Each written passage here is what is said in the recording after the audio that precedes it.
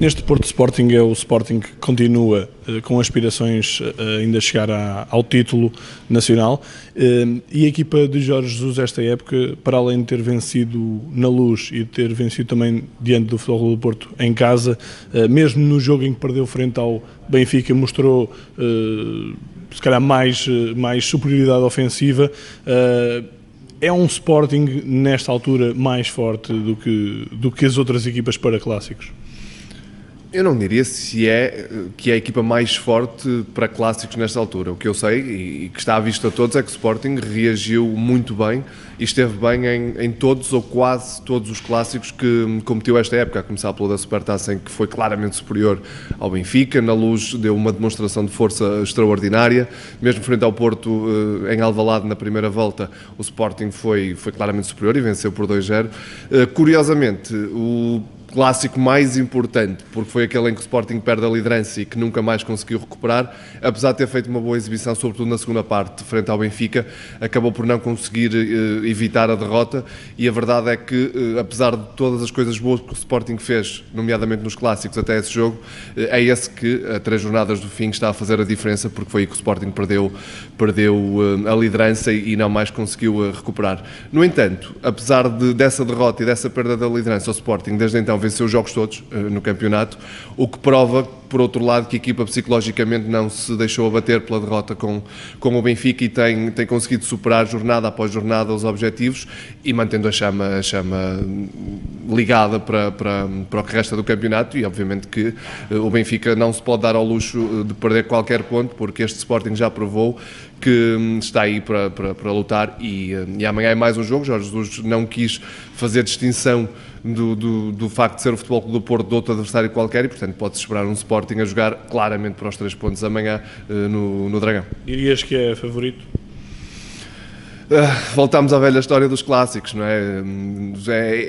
É um jogo de 50-50, obviamente. Apesar de eu não ser apologista daquela ideia de que normalmente quem está pior nos clássicos ganha, acho que isso é um bocadinho um mito que se foi construindo ao longo da história para embelezar também a questão dos clássicos. Em termos teóricos, obviamente que o Sporting poder-se-á dizer que é favorito, porque tem feito uma época muito melhor que o Futebol Clube do Porto, é uma equipa muito mais solidificada, uma equipa com processos muito mais sólidos e que funcionam muito melhor do que o Futebol Clube do Porto. Portanto, se analisarmos friamente o que são as duas equipas, ou o que foram estas duas equipas desta época, o Sporting tem sido melhor e poder-se-á considerar favorito, mas o Futebol Clube do Porto é o Futebol Clube do Porto, o Dragão é o Dragão, e é obviamente um adversário muito mais complicado do que outros que o Sporting já teve de defrontar esta época. E como é que a equipa de José Peseiro pode encarar este jogo?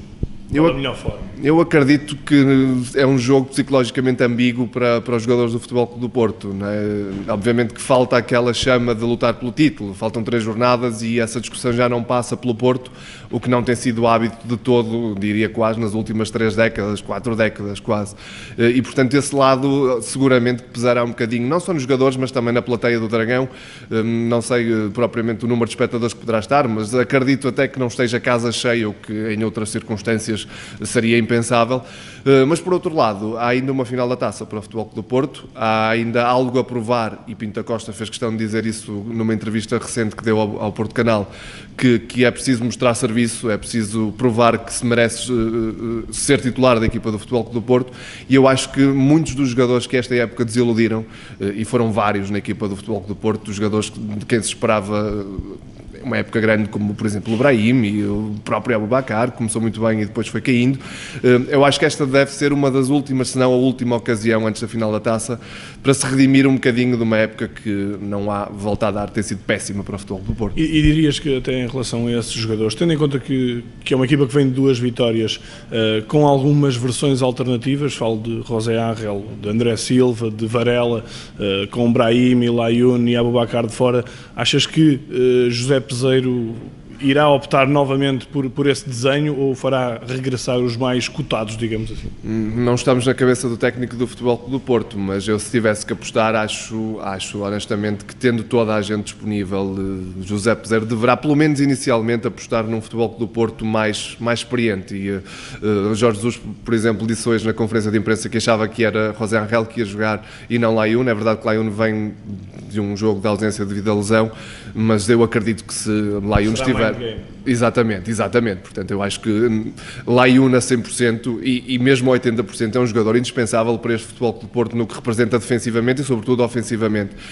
Portanto, eu se tiver que apostar num 11 tipo do Futebol Clube do Porto, acredito que José Peseiro vai recorrer às armas que, apesar de não terem estado à altura em grandes momentos do campeonato, são importantes em jogos de clássico como este. Uma última questão relativamente à disposição em jogo. Acreditas que este pode ser um Porto confortável numa perspectiva de até se deixar controlar pelo adversário, como aconteceu na Luz, e jogar mais em transição rápida?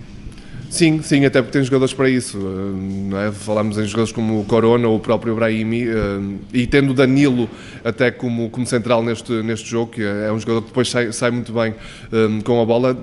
Eu acho que pode ser uma das formas de conseguir ludibriar, entre aspas, este Sporting, que é uma equipa que gosta de pegar no jogo, que gosta de assumir o jogo, que gosta de jogar em ataque organizado e que em alguns momentos sente algumas dificuldades quando a equipa adversária consegue transições rápidas. E não é esse propriamente, se calhar, o modelo característico. O Porto não está habituado a fazer esse tipo de jogo porque em 90% dos jogos joga em ataque organizado, mas pode ser uma das surpresas de José Peseiro para este jogo, por forma a surpreender a equipa de Jorge Jesus, sem dúvida.